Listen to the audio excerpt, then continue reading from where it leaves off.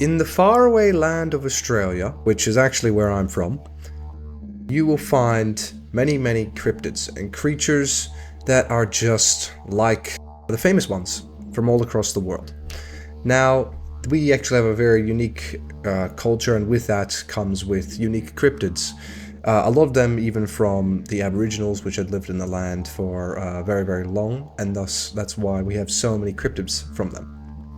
Now, if you're unfamiliar with what a cryptid is basically a creature that is not exactly scientifically proven to exist. However, there have been many sightings and stuff like that. We're also going to be doing it through the iceberg format. The iceberg format, if you're not familiar, is just the stuff at the top of the iceberg is the least obscure, and as you get towards the bottom, it slowly gets more and more obscure and more strange and unknown. So I really do hope that you guys enjoyed this video. Oh, and before the iceberg begins, I just want to say that I was given the idea to do this by my friend Pat, so just shouting him out here.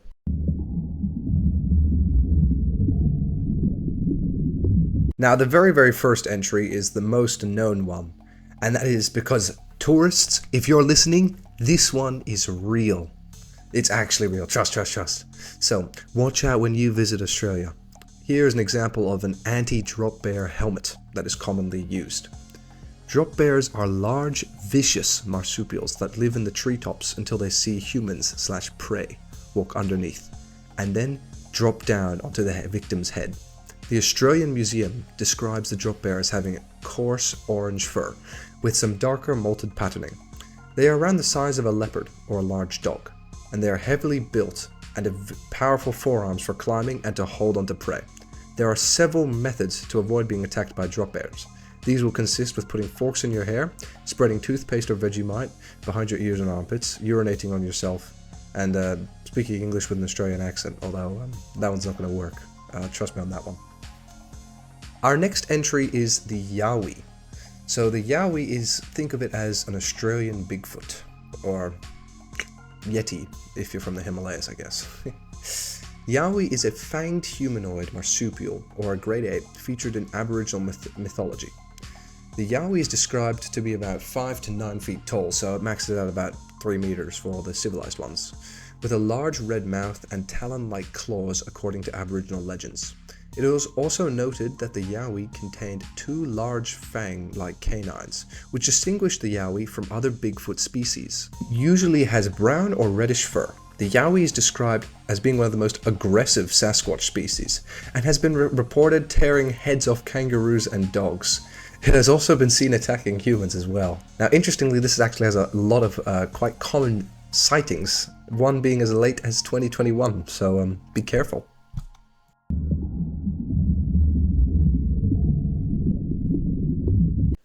The Thylacine, or better known as the Tasmanian tiger, is a dog-like marsupial that lived on the island of Tasmania and famous as the largest carnivorous marsupial in modern times. There is evidence that the Thylacine did in fact exist. Thylacines existed from New Guinea all the way to present-day Tasmania. When the Aboriginals came to Australia 10,000 years ago, the Thylacine was hunted and outcompeted to extinction everywhere except Tasmania. Mysterious killings of sheep began to increase, and the Thylacines were blamed for the killings on the island of Tasmania. So a bounty was put on the Thylacines. Hunters began to hunt down the Thylacines, and the last Thylacine died in 1936. In 1986, Thylacines were declared extinct by the International Union Conservation and Nature and the Tasmanian government. Even after being declared extinct, sightings continued to increase, and sightings are reported everywhere from Tasmania to mainland Australia and New Guinea. There is actually a very high chance that the Thylacine is still out there in the deep forests of Tasmania. Now, the Bunyip is actually quite an interesting one because I was actually told this one as a child myself, so I know about the Bunyip. It is a creature from Aboriginal mythology, although commonly sighted by settlers as well.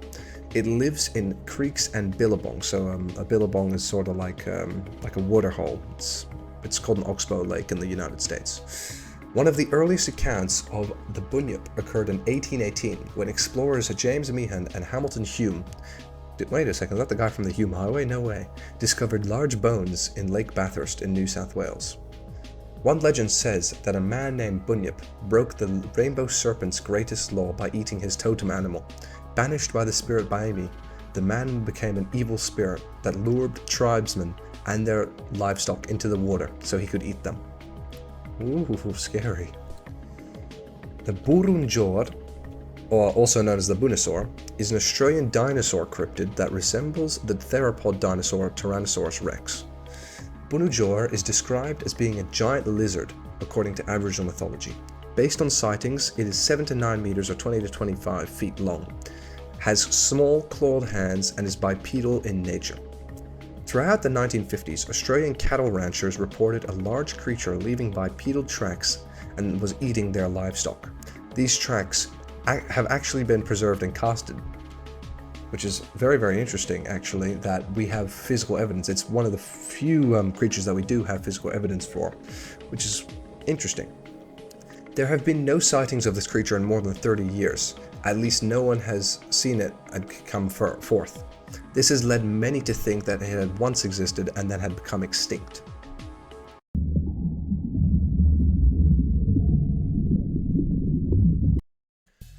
The Blue Mountains panther is a legendary exotic big cat that has been reported by residents of the Blue Mountains area, which is just west of Sydney. Proof of the panther's existence is largely limited to eyewitness encounters, combined with such circumstantial evidence such as large feline-type scratches found on high trees and the carcasses of sheep and cattle supposedly killed by the creature. In the latter case, the remains have allegedly been found high in the fork of trees, well above the level of floodwaters or in any area not affected by flooding at all, suggesting that it was actually dragged there by a large, powerful predator, which, as you all have known from the Thylacine, actually don't exist in Australia. Some attempted explanations are that it is speculated that the creature, or more probably creatures, if it exists, may be the offspring of animals that had escaped into the wilderness from traveling circuses in the late 19th or early 20th centuries. Hook Island Monster. The Hook Island sea monster, also known as the tadpole creature, is the name given to a 90-foot sea monster sighted off the coast of Hook Island, which is an island in the Whitsundays of Australia. It resembles a giant black sperm, has a gaping mouth with small teeth and eyes placed on top of its head. The monster was sighted by Robert Lesurek and his family in 1964 when it moved towards his ship with its mouth open, as if to attack. He spotted its tail was injured, probably by a boat's propeller or by a larger creature. Unlike most cryptids, the evidence that this is fake and that it's real are equally balanced out. Some say it is photoshopped, but that wasn't invented back then. Some say it was just a large sheet of plastic weighed down by sand. But what do you think? It was probably fake anyways.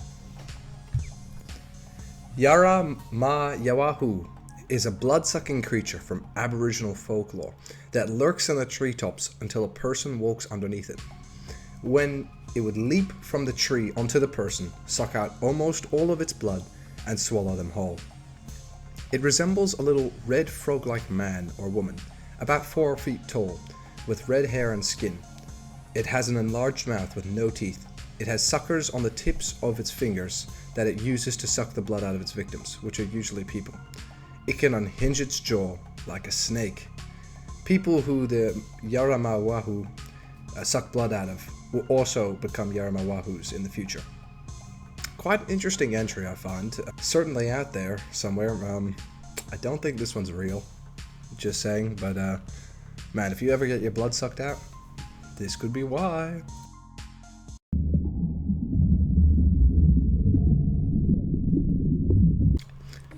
The Goonie was a wombat-like cryptid with antlers, purportedly formerly found near Marysville, Victoria, Australia.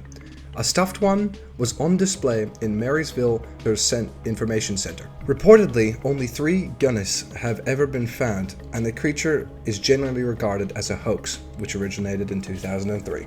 So not real, guys. Living dinosaurs in Australia is quite a wide entry. It encompasses many things and topics. So in Australia there have been accounts of living dinosaurs. Farmers have reported strange noises, which some cryptozoologists tie to the ornithopod dinosaur Mutabudasaurus, which lived in what is now northeastern Australia sometime between 112 and 99.6 million years ago. However, due to the lack of actual sighting, there's not much evidence for it. It is more of just an urban legend of there still being living dinosaurs that are roaming around Australia in some unseen corner. The Papinjuwari, I hope I'm saying that right, is actually one I think is really cool. So in the mythology of the Aboriginal people of Northern Australia, specifically the Tiwi people, Papinjuwaris are one-eyed giants who live in a large hut where the sky itself ends. Shooting stars are said to be Papinjuwaris stalking across the heavens with a burning fire stick in one hand and a fighting club in the other. Papinjuwaris feed on the bodies of the dead and the blood of the sick. They are able to locate sick people by the smell, and upon finding a victim, they will make themselves invisible and suck the person's blood without leaving a wound. As the sick person weakens, the Papinjuwari makes itself small enough to enter the body through the mouth and drinks up the rest of the blood from inside. Quite a creepy cryptid, actually. I don't think it exists, but it's very obscure, that's for certain.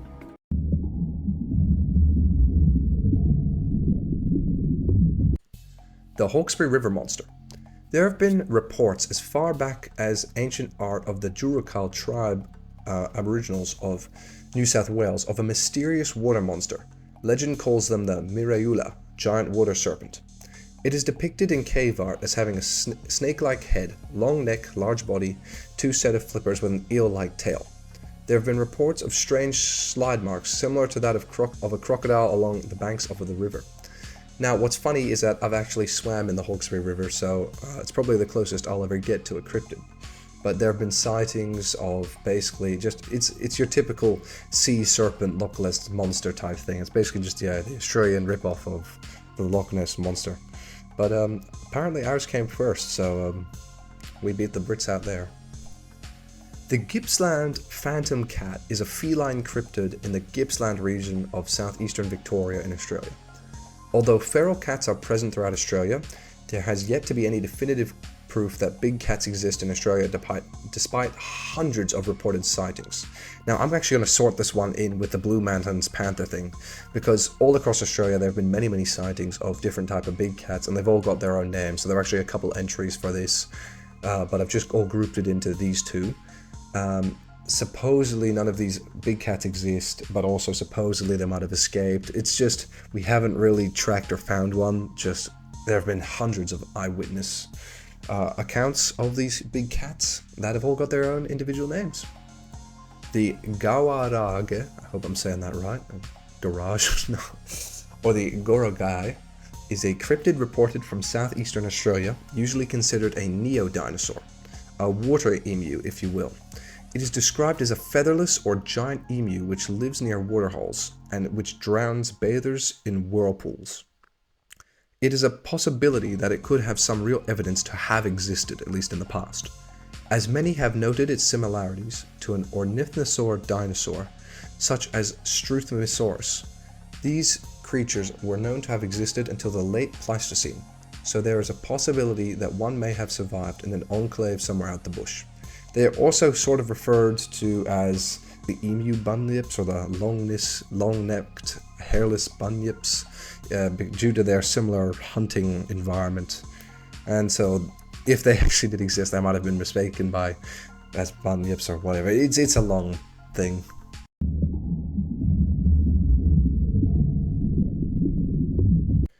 Alright, we are down to the final two.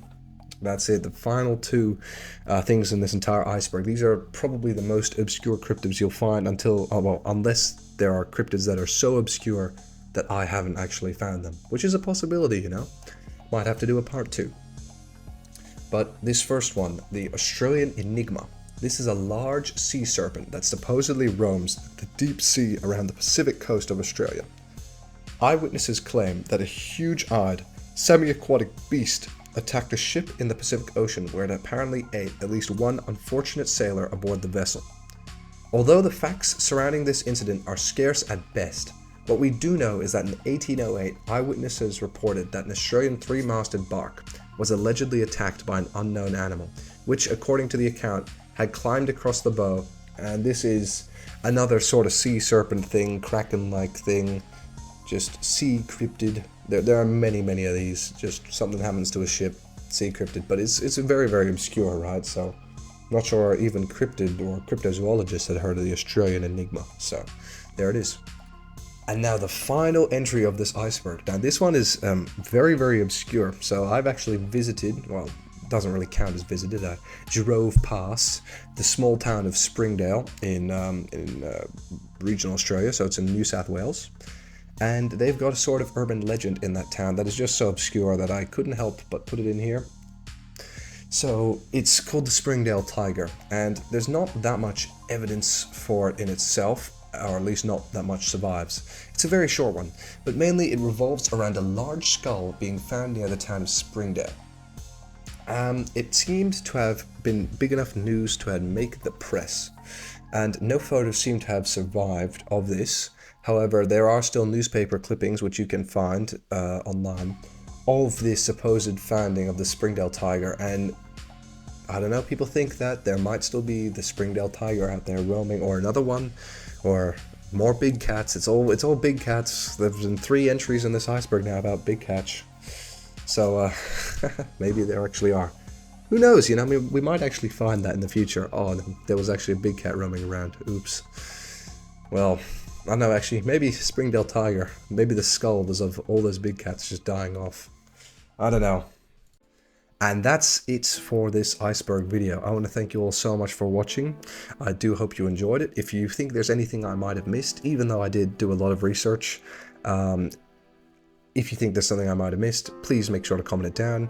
If you enjoyed it, please make sure to like and subscribe to my channel. It certainly helps. I think I'll be making more of these videos in the future. It actually depends how well this one does, but I probably will be doing more videos like this in the future. So I want to thank you all so much for watching finally, and goodbye.